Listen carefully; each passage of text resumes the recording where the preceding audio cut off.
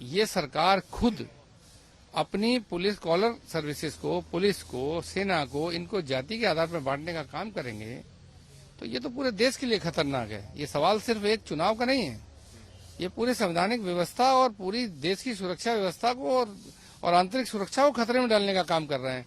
इतना चुनाव जीतने के लालच में अंधे हो गए भारतीय जनता पार्टी के लोग। ब्रजेश पाठक जी की अपने खुद के विभाग में तो चलती नहीं। जिस सीएमओ को कहते हैं कि इसको हटा दिया जाएगा, वो वहीं बना रहता है। एक वार्ड बॉय से काम नहीं करा पा रहे, उनकी क्या बात की विश्वसनीयता है? आप लोगों को ब्रजेश पाठक से कह देना चाहिए कि आप मत बोला करिए। कम से कम लोगों में ये गलतफहमी तो बनी रहेगी कि उप मुख्यमंत्री का पद कुछ महत्वपूर्ण है।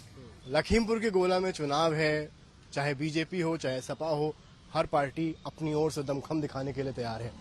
इस पूरे चुनाव में क्या तैयारियां समाजवादी पार्टी की हैं, बात करने के लिए वरिष्ठ नेता उदयवीर सिंह हमारे साथ मौजूद हैं। उदयवीर जी, समाजवादी पार्टी इस चुनाव के लिए कितना तैयार हो, क्या तैयारियां आप लोग?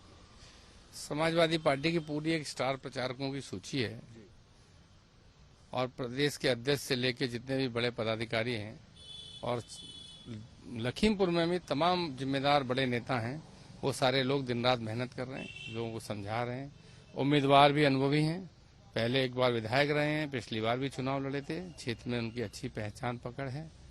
और सरकार परेशान है, इसलिए सरकार हमारे उम्मीदवार और पार्टी के कार्यकर्ताओं को भी परेशान कर रही है। क्या परेशान कर? आपको पता होगा, उम्मीदवार को पे गुंडा एक्ट लगाने की कोशिश की गई है, कल नोटिस दिया गया है।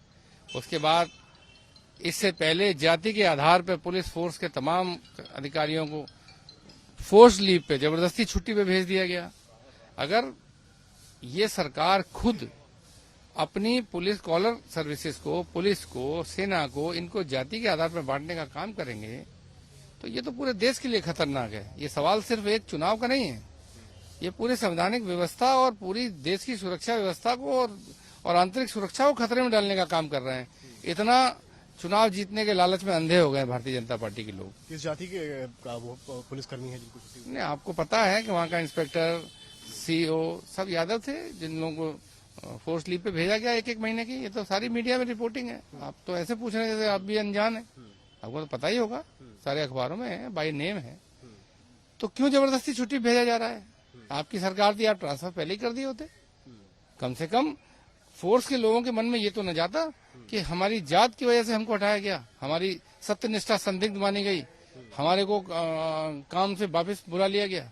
इस तरह का दुर्व्यवहार अपनी पुलिस फोर्स के साथ, अपनी सेना के साथ और कर्मचारियों के साथ करना अपराध है। इसके लिए भारतीय जनता पार्टी के जो भी जिम्मेदार नेता या अधिकारी हैं, उनको सजा मिलनी चाहिए। योगी आदित्यनाथ आज वहां पर रैली करने जा रहे हैं, आपको क्या लग रहा है कि आप तो एक तरफ आरोप लगा रहे हैं, बीजेपी के ब्रजेश पाठक जो है वो कह रहे हैं कि सपा की जमानत रद्द हो जाएगी, इतना बुरा चुनाव हारेंगे? जमानत रद्द नहीं होती, जमानत जब्त की बात करें। ब्रजेश पाठक जी की अपने खुद के विभाग में तो चलती नहीं। जिस सीएमओ को कहते हैं कि इसको हटा दिया जाएगा, वो वहीं बना रहता है। एक वार्ड बॉय से काम नहीं करा पा रहे, उनकी क्या बात की विश्वसनीयता है? आप लोगों को ब्रजेश पाठक से कह देना चाहिए कि आप मत बोला करिए। कम से कम लोगों में ये गलतफहमी तो बनी रहेगी कि उप मुख्यमंत्री का पद कुछ महत्वपूर्ण है। वो तो बोल के और भी अपना पूरी जो पद है उसको उसकी गरिमा और उसके सम्मान को समाप्त किए दे रहे हैं। तो जिस पार्टी में की अपने विभाग में न चलती हो, बात झूठ हो जाती हो, अपनी सरकार में न कोई पूछता हो, वो ऐसे बयान देते रहते हैं ताकि वो थोड़ा आप लोगों के यहाँ चैनल पर दिखते रहे, उनकी चर्चा बनी रहे। मैनपुरी को लेकर तैयारी आप लोगों की कुछ है कि अब आने वाले वक्त में मैनपुरी, रामपुर में भी चुनाव हो सकता है? मैनपुरी नेताजी की सीट है, हमारी पूरी लीडरशिप की डायरेक्ट जानकारी में, तो इसमें पार्टी नेतृत्व तो जरूर निश्चित उनकी पूरी जानकारी में, और वो समय पे जो उचित निर्णय लेंगे और जो भी होगा वो मुझे लगता है कि मैनपुरी एक समाजवादी पार्टी वेस्टर्न है, हमेशा से मैनपुरी समाजवादी की रही है और समाजवादी पार्टी मैनपुरी की रही है। तो मुझे लगता नहीं है कि इसमें पार्टी लीडरशिप कोई भी कोताही बरतेगी। मेरा आखिरी सवाल आपसे, कानपुर को लेकर जो भी आया है विश्वविद्यालय को लेकर इशू, भ्रष्टाचार सामने आया है, FIR भी हुई है, अरेस्टिंग भी हुई, कैसे देखते हैं? देखिए, भ्रष्टाचार इस सरकार का नियम है। योगी आदित्यनाथ और मोदी जी की सरकार कंपटीशन कर रही है कि तुम ज्यादा भ्रष्ट कि हम ज्यादा भ्रष्ट। दिल्ली की सरकार पर तमाम आरोप लगे हैं। देश के 2 बड़े कॉरपोरेट घरानों को के लिए पूरी सरकार की प्रतिष्ठा दांव पर लगाने की, तमाम लोग इस सरकार में पूरा पैसा ले लेके विदेश भाग गए।